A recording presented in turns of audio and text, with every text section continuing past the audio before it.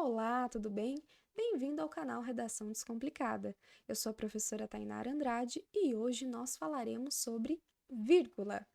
Muitos têm dúvidas sobre como utilizar a vírgula, porém o vídeo de hoje vai focar em situações em que você não deve utilizá-la. Isso mesmo. Vem comigo, gente! Primeira regrinha básica que devemos ter em mente para não utilizar a vírgula entre sujeito e predicado. O nosso sujeito é quem realiza alguma ação e o predicado é tudo aquilo que vai ser dito a respeito desse sujeito. Num período, nós identificamos esse predicado a partir do verbo, certo?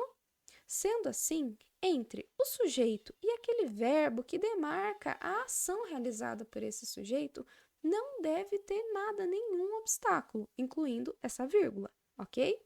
Então, vamos ao exemplo. Ana, vírgula, foi ao parque. Qual é o nosso sujeito? Quem está realizando a ação? Ana. Qual é o verbo aqui no enunciado? Foi. Entre esses dois elementos, eu não posso colocar a vírgula. Portanto, o correto é Ana foi ao parque, sem vírgula, ok? Segunda regrinha muito importante. Não podemos colocar vírgula entre verbo e objeto. Você se recorda o que é objeto? Pessoal, o objeto nada mais é do que uma palavrinha que complementa o sentido do verbo. Vamos ao exemplo para que a gente consiga entender como é isso na prática, certo? Ana foi ao parque e tinha planos de encontrar os amigos. Perceba que se eu disser Ana foi ao parque e tinha, mas tinha o quê? Falta alguma coisa. Pois é, essa complementação que vem após o verbo é o que a gente chama de objeto. Esse objeto pode ser direto, sem uso de preposição, ou indireto, com o uso de preposição.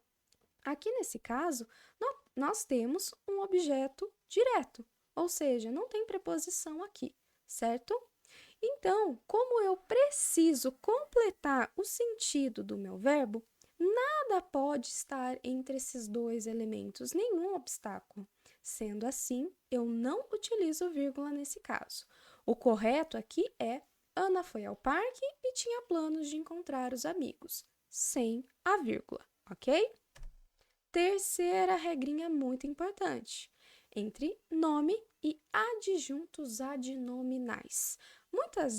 Muitas pessoas têm dúvida quanto ao adjunto adnominal, mas esse adjunto adnominal basicamente é um adjetivo, uma qualificação que vem juntinha ali do nome, juntinha do substantivo, certo? Vamos ao exemplo, porque daí fica mais fácil de visualizar isso. A nova, proposta, do governo mudará o panorama econômico atual. Pessoal, qual é o nosso item principal aqui? Estamos falando do que exatamente? Da nova, do governo ou da proposta? O nosso elemento principal, o nosso núcleo aqui é a proposta.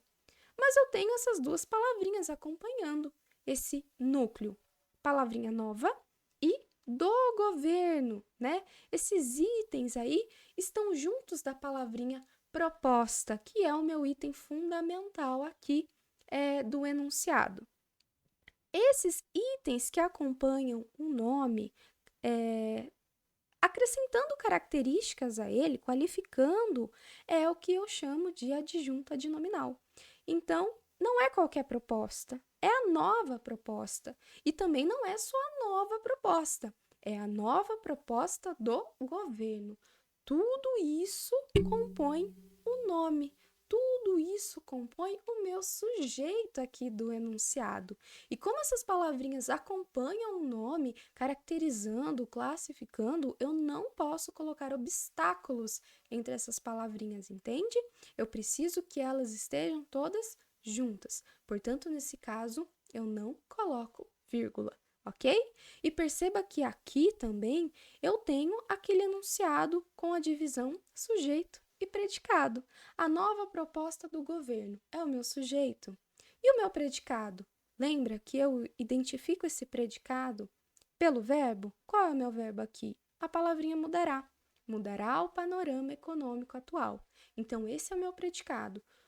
Tudo isso que está no predicado diz respeito ao meu sujeito. Qual é o meu sujeito? A nova proposta do governo. Todo esse sujeito é o meu nome, certo? E todas as palavrinhas que acompanham o núcleo desse sujeito, que é a palavrinha proposta, são adjuntos adnominais. Portanto, tanto junto com o nome, o adjunto adnominal, como também entre esse sujeito e esse meu predicado, eu não coloco vírgula, ok? Última regrinha aqui importante para que você não se esqueça, pessoal. Entre nome e complemento nominal, eu não coloco vírgula, ok? Bom, pessoal, aqui o complemento nominal é uma complementação que será feita, mas agora não em relação ao verbo, mas em relação ao nome, ao substantivo, ok? Mais uma vez, vamos ao exemplo, que assim fica mais fácil de entender. O marido tem orgulho, mas esse marido tem orgulho do quê? Esse orgulho é a respeito do quê?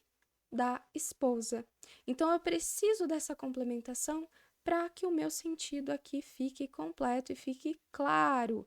Portanto, o correto é: o marido tem orgulho da esposa, sem a colocação da vírgula.